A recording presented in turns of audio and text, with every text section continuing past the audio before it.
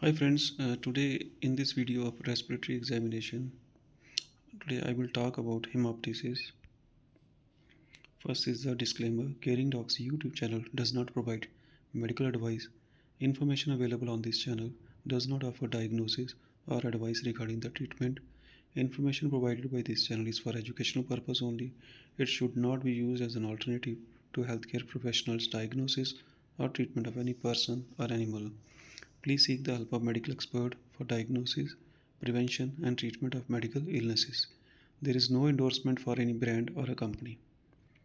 Hemoptysis is defined as coughing of blood that originates from below the vocal cords. It should never be dismissed without any careful evaluation of the patient. It can range from blood streaking of the sputum to the presence of gross blood in the absence of any accompanying sputum.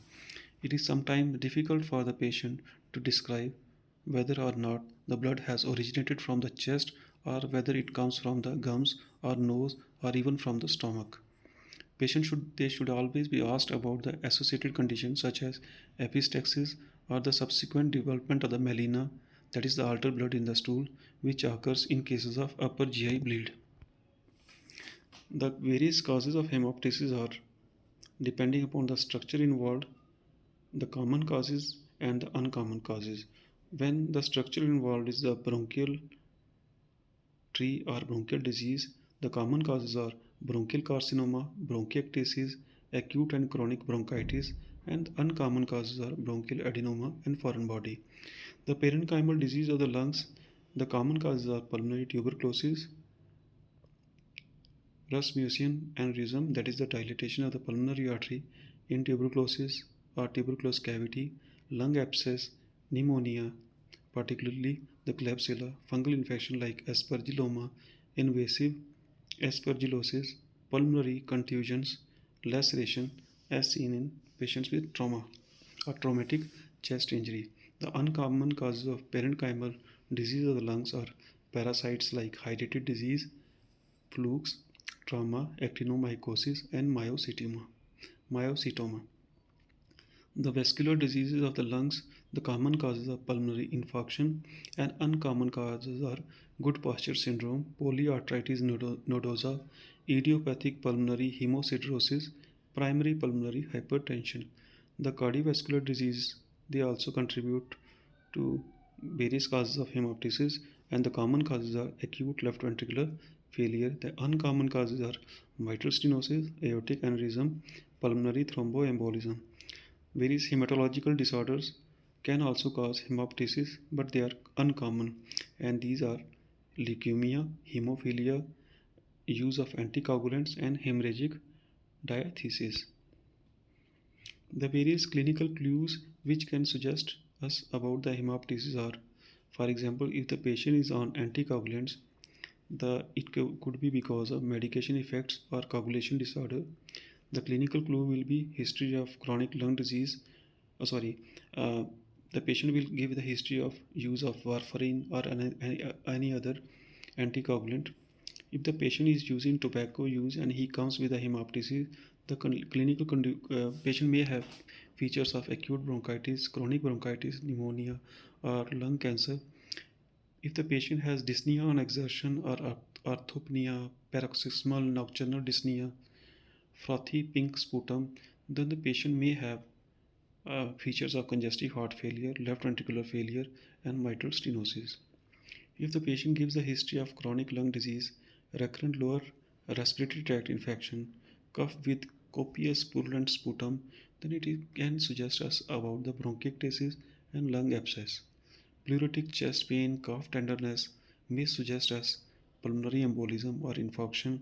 And if the patient has toxic history of weight loss, prolonged fever, evening rise of temperature, then these patients may suggest us or give the clue of tuberculosis.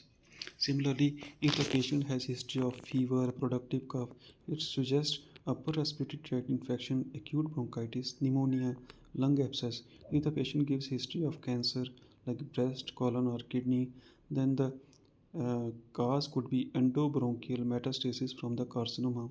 If the patient gives history of cachexia, clubbing, hoarseness, Then the cause could be lung cancer, small cell carcinoma. If the patient just presents with clubbing with hemoptysis, he can have lung cancer, bronchiectasis, lung abscess. If patient comes with history of weight loss also, with history of hemoptysis, they could suggest about emphysema, lung cancer, tuberculosis, bronchiectasis, and lung abscesses. Patient gives history of melaena, use of alcohol, chronic use of non-steroidal anti-inflammatory. It could be because of gastritis or gastric or peptic ulcer or esophageal varices.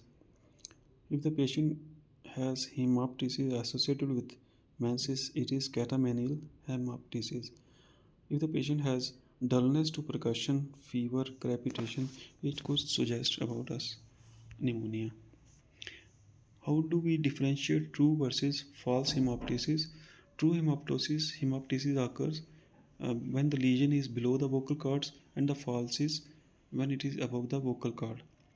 The true hemoptysis presents as blood tinged sputum and it persists, but false hemoptysis does not persist. The sputum may be mixed with blood, but in false hemoptysis, it will not be mixed with sputum. History of cardiopulmonary disease will be there in true hemoptysis, but in case of false hemoptysis, there will be no history of cardiopulmonary disease. Patient may have obvious ENT examination, and we may get some sort of pharyngitis or laryngitis. The chest X-ray may be abnormal in patients with true hemoptysis, but in false hemoptysis, the chest X-ray will be normal. The difference between hemoptysis and hematemesis is hemoptysis is coughing of the blood.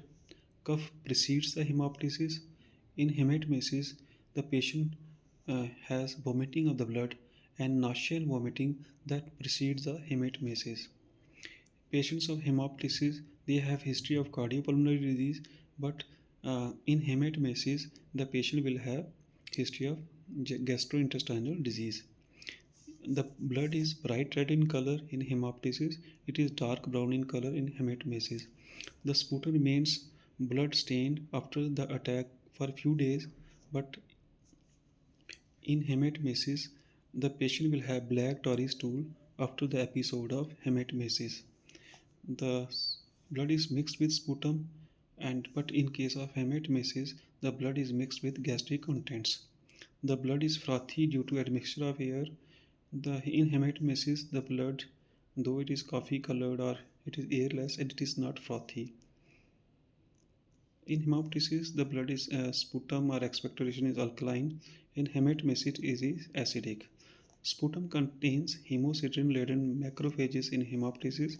In hematemesis, there are no hemosiderin-laden macrophages in sputum. History of melaena or melaena is present in hematemesis and it is absent in hemoptysis. Massive hemoptysis is a term defined when there is coughing of the blood more than 100 ml per episode or more than 600 ml in 24 hours. It is a life threatening, and only 5% of the hemoptysis is massive, but when it is present, it carries a very high mortality. So, the clinical definition of massive hemoptysis is any bleeding that results in threat to the life because of airway or hemodynamic compromise. Causes of massive hemoptysis are pulmonary tuberculosis, pulmonary infarction, bronchiectasis, bronchogenic carcinoma, cystic fibrosis, lung abscess, necrotizing pneumonia, mitral stenosis, and pulmonary arteriovenous malformation. Giorgio Baglivi has said, "Let the young know that they will never find a more interesting, more instructive book than the patient himself." With this, I conclude my today's topic on hemoptysis. Thank you. Keep learning.